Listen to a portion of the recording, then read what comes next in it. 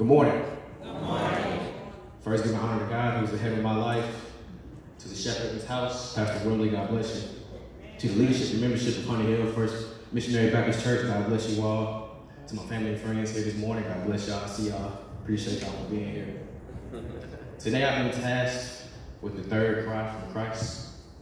And if you are titling your notes, you can title this Two Things from the Third Cry.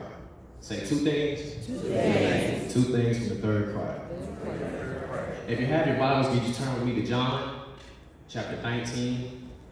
I'm going to begin with verse 25 to 27. John, chapter 19, verse 25 to 27. If you have to say amen. Amen. If you don't say wait on me. I won't be before you all long today. Got you back to school. Well, I'm so blessed and so. I remember last year. I remember 2 years ago, because I wasn't able to be here last year. And I remember 2 years ago, before I became a minister, I said, man, I want to do that. I think today, when I seen the 7 last words, that's when I realized I wanted to be a minister. You know what I'm saying? So I really appreciate this opportunity. Amen.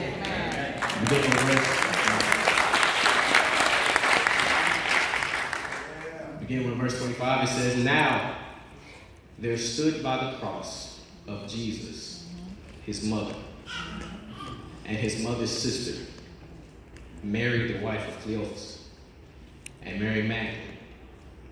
Verse 26, "When Jesus therefore saw his mother and the disciples standing by, whom he loved, he saith unto his mother, Woman, behold thy son.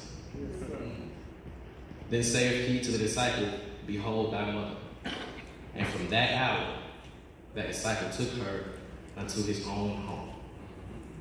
Woman, behold thy son. Behold thy mother." My brothers and my sisters, there are many different lessons that one can receive from this text, just from face value. Just looking at this text from face value, you can put a couple things together. For example, if you just take the setting, right? You take the scene of what's going on at this time in Calvary. If you were to freeze Calvary at this point in time, you can see, you just examine what's going on. You will see Jesus nailed to the cross, crown of thorns on his head, nails in his hands and in his feet. Yeah. Tired, dehydrated, bloody, sweat, flesh hanging from his body, saliva from others, disrespected, disregarded. He is on the cross. If we freeze Calvary at this point in time, he is looking down from the cross with all this going on. And what, or better question, who does he see? Who does Christ see? Well, honey, here I can first tell you who Christ doesn't see at the cross. Christ, he doesn't see the woman he healed who was suffering from eternal bleeding. He doesn't see the girl to whom he cast the demons out of. He doesn't see Lazarus, the man who he raised from the dead. He doesn't see Bartimaeus, the man who was blind and he made see. He doesn't see Jairus, nor his daughter, to whom he raised from the dead. He doesn't see the royal official from Capernaum whose son he healed. He doesn't see the man who he healed from dropsy. He doesn't see the paralyzed man who he made walk. He doesn't see the 10 men he rid of leper. He doesn't see the man that he healed from dropsy. He doesn't see the 5,000 people he fed with 2 fish, 5 loaves of bread. He doesn't see all 12 of his disciples. God doesn't see any of these people who he gave life to at the time that he's about to give his life. All right. But to no surprise, oh my goodness, to no surprise, he sees Mary, Jesus' mother, there at the cross. Can we just pause for 1 second? Can we just take a minute and thank God for the ride or die moms?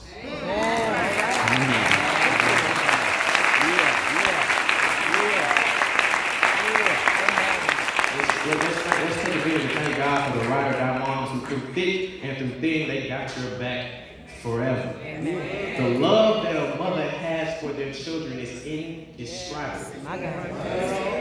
11 of Jesus' disciples were too scared to show up because they feared they would be persecuted just for being known associates of Christ.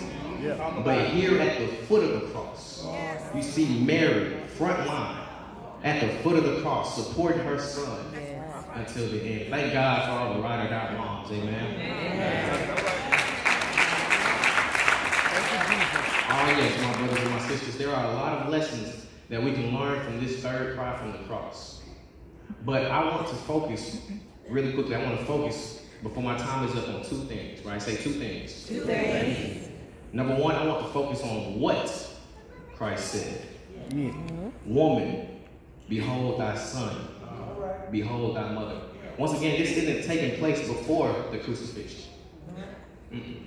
Or not even after Christ was already raised from the dead. Christ is speaking to Mary and to what many people believe is the disciple John. That's the disciple to whom he loved that they are speaking about. Jesus is fulfilling what is a Jewish custom for a son to look after and provide for his mother. That's right. Yes, sir. Christ is about to die. But he's still, Lord have mercy, sweating, bloody, flesh hanging from his body. Christ is about to die, but he's still, crown of thorns on his head, dehydrated. He still has enough compassion. Thorns on his head, nails driven through his body. He still has enough compassion to provide for his mother. Christ still has enough compassion to look after his mother in no position. He's in no position to provide comfort, but he still provides comfort. He is in no position to provide, but he still provides. Amen. What are you saying, Deejay? I'm saying if Jesus can still provide and comfort in the midst of a crucifixion, there's no excuse that we should be able to lift our hands and praise God through the storm, praise God through the rain, praise God through whatever is going on. If he can provide from the cross, we can lift our hands through whatever we are going through. Amen. Turn to your neighbor and say, I'm going to praise him anyhow. Anyhow. The text says, and from that hour, the disciple took her into his own home. Mary lived with John for 11 years until she passed. So that's the first thing I want to focus on, what was said. The next thing I want to highlight, and then I'll take my seat, how everybody say how. How Jesus said this. Woman, behold thy son. Woman. Not mother. Not mom. Or mama. Not even Mary. But woman. Behold thy son. Why does Jesus address his mother as woman? This is the number one question. I remember I was teaching this at Texas A&M, and this is the number one question people ask me. They say, Deejay, why did he call his mom woman? Well, this isn't the first time that Jesus addresses his mother as woman. See, if you were to look back at the start of Christ's ministry, what many credit as his first miracle, it was at the wedding in Galilee where Jesus and Mary were the special guests, right? They were in Galilee at a wedding, right? Long story short, they ran out of wine at the wedding. So Mary took this matter to Jesus and told him that they ran out of wine. Then Jesus replies and then says, what? Woman, what have I to do with thee? Mine hour has not yet come. Woman. And then you know the rest of the story. They bring him a bucket filled with water and he turns the water into wine. But this is credited as the first miracle of Christ. The beauty of irony, amen. So as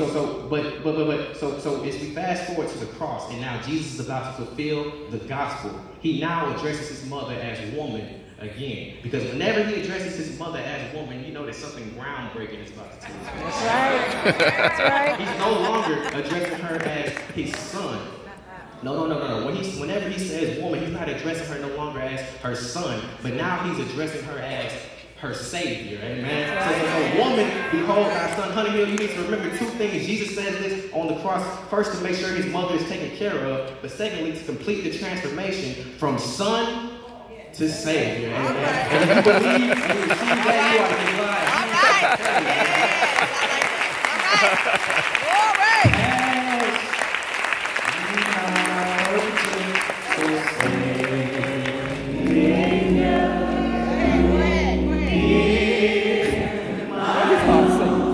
Amen.